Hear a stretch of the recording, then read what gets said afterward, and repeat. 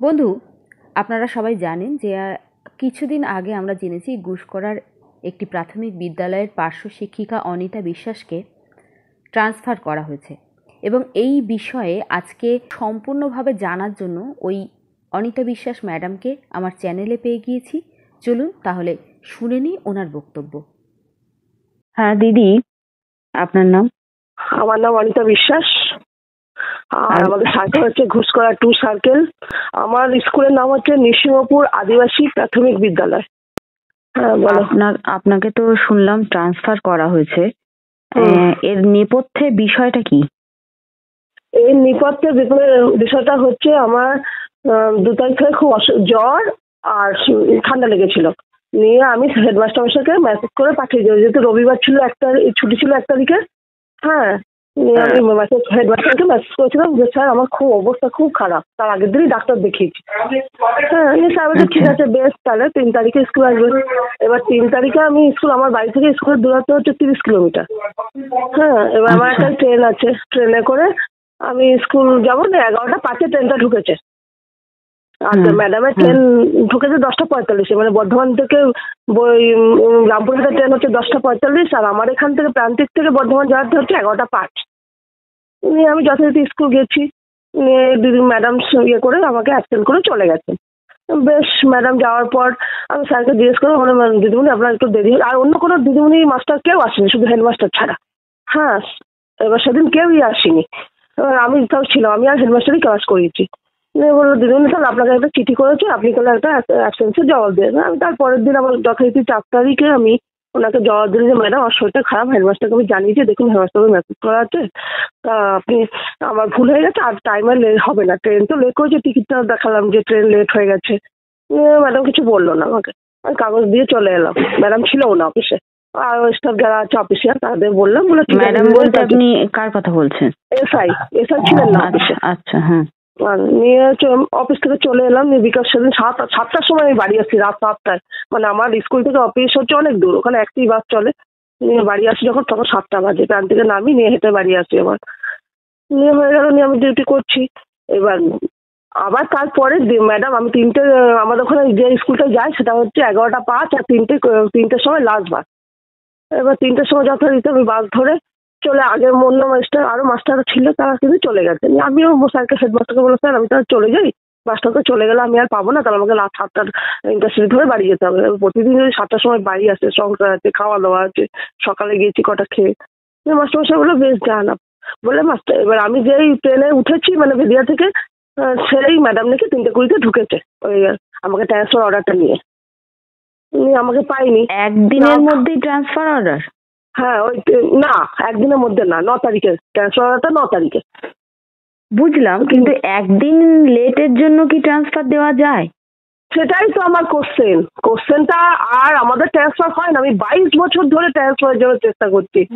মানে আমি 2003 সালে জয়েন করেছি, 10 বছর আমি ট্রান্সফারের জন্য চেষ্টা করেছি যে আমাকে ট্রান্সফার দিন। আমার ছোট ছোট 2টো বাচ্চা ছিল, কোনো দিন আমাকে ট্রান্সফার দেয়নি। না দেওয়াতে কি জানি না কি হয়েছে, কি ষড়যন্ত্র হয়েছে। নিয়ে আমাকে একদিনে 2 দিন আমার খাতা আছে, তো আমাকে যদি কোর্টে ডাকে, আমার তো খাতা পত্র সই আছে, হোয়াটসঅ্যাপ সব কিছু তো ছবি নিশ্চয়ই লাগবে, দেখিয়ে দেবো। নিয়ে মাস্টারমশাই আমাকে কিছু বললো না। আমার মনে হচ্ছে এটা কোনো চক্রান্ত। আমি বুঝতে পারছি যে কিছু একটা চক্রান্ত, যে ওকে সরিয়ে দিই, এ করি ওই করি, মনে হয় যতটা। এবার আমাদের ট্রান্সফার নেই, আমি জানি। আমি 22 বছর চাকরি করছি একটা স্কুলে, 2003 থেকে 23 সাল আর 24-এ পড়লো। এবার কি হয়েছে ভিতরের খবর আমি এখনো পুরোটা জানি না। আচ্ছা, মানে এখন আপনি কি জয়েন করে গিয়েছেন সেখানে? আমি জয়েন করে বলি, আমি অফিসে গেলাম। উনি তথাগত হেডমাস্টার যেহেতু এতদিন আমার সঙ্গে কাজ করেছে, ওনার কথা মতনই আমি এলাম, নতুন স্কুলটায় গেছি। যাওয়ার পরে স্কুলে আমি এসে বললাম যে স্যার আমার বাস, বাড়ি থেকে বাসটা যদি ধরতে হবে তাহলে 11টা 5 আমি এখানে নামবো, আবার 3টে 20-তে আমি চলে যাবো। উনি অ্যালাউ করছেন না, উনি বলছেন আমাকে 10:30টার সময় আসতে হবে, চাবি খুলতে হবে, ঝাড় দিতে হবে। উনি মিড ডে মিলের বাজার করে বোলপুর থেকে যাবেন। এটাও আমি ওনাকে বললাম যে তাহলে আপনি যখন জামবনি থেকে আসবেন, তাহলে তাহলে আমি জামবনি 10টা 20-তে থাকবো, আমাকে নিয়ে আসবেন। বললো না আমি বাজার করে আসছি, মিড ডে মিলের বাজার করে। তাহলে আমি আসবো কি করে? বলছে আপনাকে 10টার মধ্যে আসতে হবে। আর আমি 10টায় আসতে গেলে আমাকে 7টার লোকাল ধরতে হয়, শীতকালে 7টার সময় খাবো কি, চান করবো কি করে, তো একার সংসার, ছেলে আছে, স্বামী হাজবেন্ড আছে। নিয়ে আমি আর ওখানে জয়নিং লেটার করে নিয়ে আমি এসআই অফিস গেলাম। এসআই অফিস ম্যাডাম আবার ছিলেন না 10 তারিখের কথা, আমি আমাদের ফোন করি আমাদের সংগঠনে, নিয়ে ছিলেন না, ওনার একজন স্টাফ ছিলেন, ওনার হাতে কাগজটা দেওয়ার পরে বললো স্যার এরকম ব্যাপার। ম্যাডামকে ফোন লাগালো যে ম্যাডাম আমি জয়েনিং করতে চাইছি না, আমি যেখানে ছিলাম সেখানেই থাকবো, আমি অন্য স্কুলে কেন ট্রান্সফার হবো। নিয়ে ম্যাডাম বললো না আপনাকে ওখানে জয়েনিং করতে হবে, ওনার সঙ্গে কথা হচ্ছে। তা আমি ওনাকে বললাম তো ম্যাডামকে আমাকে 5 মিনিটের জন্য ফোনটা ধরিয়ে দিন, 5 মিনিট কথা বলবো। ম্যাডাম কি বলে, বলছে এখন কথা বলা যাবে না, আমি মিটিংয়ে আছি, জেলার মিটিংয়ে আছি, কথা বলা যাবে না। বেশ, ম্যাডাম আমি ওখানে জয়েন করতে চাচ্ছি না, আমি যে স্কুলে ছিলাম সেই স্কুলেই থাকবো, তাতে আমার যে আপনি মাইনে কাটুন যাই করুন আমি সবই মেনে নেবো, ছাড়িয়ে দিন তাও মেনে নেবো।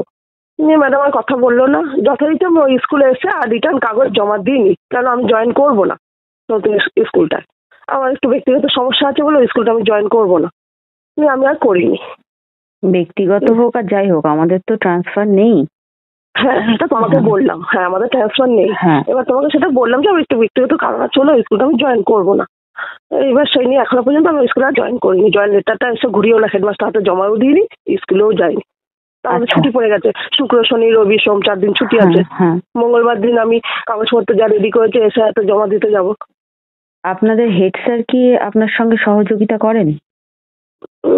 হ্যাঁ করে, তবে সব করে খুব একটা করে না, করে যেটুকু যেটুকু আমি বলি সেটুকু করে। আচ্ছা, তাহলে হেডমাস্টারের সঙ্গে আপনার কোনো মানে না বাকবিতণ্ডা নেই না। তাহলে হেডমাস্টার যেখানে কোনো রকম কিছু করলেন না, হঠাৎ করে এসআই ম্যাডাম। এবার শুনুন না, হেডমাস্টার করেননি, এটা হেডমাস্টারই করিয়েছেন। আমি যেটা যতটা এতদিন কাজ করি এইটুকু তো মানে উনি দেখলেন যে আমি ভালো থাকি ম্যাডামের কাছে, যেহেতু ম্যাডামের সঙ্গে আমি এসআই বেশি দিন আসেননি, 5 বছর পর 2 বছর 5 বছর পর চলে যাবেন, আমি তো ডাইরেক্ট ম্যাডামের সঙ্গে পারবো না, কারণ একসঙ্গে আমাদের রিটায়ারমেন্ট। তা আমি এসআইকে দিয়ে করাই, কারণ এসআইকে উনি ফোন করছিলেন, আমি দেখেছিলাম। আমি যেদিন যাই আমাকে অ্যাবসেন্ট করেছেন, আমি স্যারকে স্যার এসআইয়ের সঙ্গে ডাইরেক্ট ফোন করছে। আমি বললাম স্যার বলেছেন আমি এসছি, বাট আমার 10 মিনিট লেট হয়েছে। ওই জন্য আমি কিছু বলিনি। স্যার বলেননি কেন, কিছু বললো না। নিয়ে ভাবলাম তো এসআই ফোন নম্বরটা আমাকে দিন, দিল না আমাকে ফোন নম্বরটা, আমি এটা অফিস থেকে জোগাড় করে এনেছি। এই যে হেড স্যার আপনাকে এরকম বলছেন বা আপনার ট্রান্সফারের পিছনে হেড স্যারের যে হাত থাকতে পারে বলে আপনি মনে করছেন, তা হ্যাঁ আমি মনে করি। এটার কারণটা কি, মানে এমন কিছু ঘটনা কি ঘটেছে যেটার জন্য আপনার এটা মনে হচ্ছে? এইটার কারণ বলতে পারছি না ঠিক, মানে ভিতর কি বলি বলো তো। হেডমাস্টারের অনেকদিনই একটা রাগ আছে যে আমাকে এখান থেকে সরাবো বা আমার চাকরিটা খেয়ে নেবো বা আমাকে চাকরি করতে দেবো না, এরকম একটা ব্যাপার আছে। মানে খুলে বলতে চাইছেন না আপনি, তাই তো? আমি খুলে বলতে চাইছি না। বুঝতে পেরেছি, বুঝতে পারছো তো। ধরো আমার অল্প বয়স থেকে চাকরি করি, যখন আমার বয়স তখন 28, তখন থেকে এই আজকে 50 বছর বয়স, তখন থেকে চাকরি করি। বুঝতে পারছো সেই রাগটা এখন এই এসআই ম্যাডামকে দিয়ে পূরণ করলো। আগে যতগুলো এসআই এসেছিলেন কাউকে দিয়ে পারেননি, সবাই এসেছে স্যারকেই বকে গেছেন, যতবার মানে বলেছেন স্যারকেই বকেছে যে ম্যাডাম যদি তখন আমাদের মর্নিং স্কুল, যদি 10:30 বাজটা ধরে ম্যাডাম বাড়ি যায় কি অপরাধ, 10:30টায় তো ছুটি হয়ে যাচ্ছে, মিড ডে মিল খাচ্ছে, ম্যাডামের দুটো ছোট ছোট বাচ্চা আছে। আমার 2006 সালে ডিভোর্স হয়ে যায় প্রথম স্বামীর সঙ্গে, স্বামী মারা যায় কিছুদিন পর। তা ম্যাডাম যদি বাচ্চা দুটো 7টা 10:30 বাজটা ধরে বাড়ি চলে যায়, তখন 7টা 10টা স্কুল ছিল, তা কি অপরাধ হয়েছে না, ওর টাইম কাটাতে হবে। টাইম কি করে কাটাই বলো তো, একা সংসারে দুটো, একটা ছেলে একটা মেয়ে, মেয়ের বয়স তখন 8 বছর, ছেলের বয়স 5 বছর। তখন এই রাগটা আজকে এতদিন পর এসে মানে আমাকে মেটালো। বুঝলাম, বুঝলাম নয়, বোঝাবো সমস্ত আমার চ্যানেলের মাধ্যমে সবাইকে বোঝাবো। এবং একটি কথা শোনো, যেদিন আমি যাই ম্যাথস করেন সেদিন কিন্তু আরো দুটো পার্মানেন্ট টিচার, মানে আমাদের স্কুলে 3টে পার্মানেন্ট টিচার, 2টো প্যারা টিচার, তা 3টে পার্মানেন্ট টিচারই, 2টো পার্মানেন্ট টিচারই আসেনি, প্যারা টিচারটাও আসেনি। ট্রান্সফার করলে স্কুলের ছাত্র বা শিক্ষার সাথে 2টো পার্মানেন্ট টিচারকে করুক, প্যারা টিচার তো ট্রান্সফার নেই। আমি সারা জীবন ধরে করে এসেছি। আমি যখন চেয়েছিলাম যে আমাকে ট্রান্সফার করুন উদয়গিরি থেকে আমার বাবার বাড়ি আদি সপ্তগ্রাম, তা আমি বাচ্চা দুটোকে নিয়ে ওখানে চলে যাই, তখন আমাকে কিন্তু কেউ ট্রান্সফার দেয়নি। কাঞ্জিলাল বাবু যে ছিলেন এসে আমাকে চাকরিটা ছাড়তেও দেয়নি। আমার বাবা মা বলেছিল তুই চলে আয়, বাচ্চা দুটোকে নিয়ে এখানে এসে থাক। তা আমি ভাবলাম যে বাচ্চা চাকরিটা ছেড়েই বা কি করবো ম্যাডাম। এসেই আমাকে বললো ম্যাডাম আপনি যে বাড়ি গিয়ে কি করবেন, আপনাকে মা বাবার উপরে ইয়ে করতে হবে। তাও ঠিক, এখানে বসে তো এইটুকুই করি, ছেলে মেয়ের পড়াশোনা এটা ওটা করে ঠিক চলে যাবে, নিয়ে সেভাবে যায়নি। তখন আমাকে কিন্তু ট্রান্সফার দেয়নি, আমি বারবার অভিযোগ করেছি ট্রান্সফারের জন্য, লিখিত হয়তো দিইনি, নেই বলে দিয়েছি আর কি লিখিত দেবো। কিন্তু আজকে এত বছর পর, মানে 22 বছর পর আমাকে ট্রান্সফার করছে। হুম। আপনি এই বিষয়টা নিয়ে, মানে ট্রান্সফারের বিষয়টা নিয়ে কাদের কাদের সঙ্গে, মানে আপনি তো ট্রান্সফার নিতে চান না, কাদের কাদের সঙ্গে না। যোগাযোগ করেছেন? আমি শুধু আমাদের এই আপনাকে যে ফোন নাম্বারটা দিয়েছেন দাদা, ওই সম্মানের সঙ্গে পার্শ্ব শিক্ষক বাচ্চা আন্দোলন ওনাদের সঙ্গে যোগাযোগ করেছে, আর কারো ফোন নাম্বার আমাকে থেকে নেই। সমন্বয় সমিতির? হ্যাঁ, সমন্বয় সমিতি। মানে সমন্বয় সমিতি আপনার পাশে দাঁড়িয়েছে এবং আমি দেখলাম হ্যাঁ। উন্নয়ন সমিতিও আপনার হয়ে সোচ্চার হয়েছেন। হ্যাঁ হ্যাঁ হ্যাঁ হয়েছে, দেখলাম, আমিও দেখলাম একটা ফেসবুক লাইভ দেখলাম, একটা তোমার চ্যানেলও খানিকটা দেখলাম কালকে। আমার তো ট্রান্সফার নেই, আমি ট্রান্সফার আমি যেখানে ছিলাম সেখানেই থাকবো, আর নাহলে আমি করবো না কাজ। কারণ আমার যাতায়াত খরচা এত 150 টাকা করে পার ডে যাতায়াত খরচা হচ্ছে, কিছু থাকে না ওই পয়সায়। 9500 টাকা যদি 150 টাকা পার ডে দিই কি থাকে বলো? সেটাই। কিছুই থাকে না। তারপর আমি একটা ছোট দোকান আছে মুদিখানা, সেখানে একটুখানি সময় দিই। হ্যাঁ, কি থাকে বলো তো? তার থেকে বাড়ি বসে ব্যবসাটাই শুরু করি। সেটাই, তাই না? আমার যেতে যদি পার ডে 150 টাকা, মানে 4,500 থেকে 5,000 টাকা আমার বেরিয়ে যায়। তাও আমাদের তো ডিউটি 4 দিনের। উনি আমাকে শুক্রবার দিন কি করে আমাকে ইয়ে করে আমি জানি না, ঠিক আমার মাথায় কাজ করে না। শুক্রবার দিন আমি 3টের সময় চলে আসি, তাহলে আমাকে ট্রান্সফারটা কি করে দেয় আমি জানি না, আমার মাথায় নেই কি করে কি হয়েছে জানি না। ঠিক আছে দিদি, অনেক ধন্যবাদ, রাখলাম। আচ্ছা, ভালো থেকো, তুমি ভালো থেকো। হুম।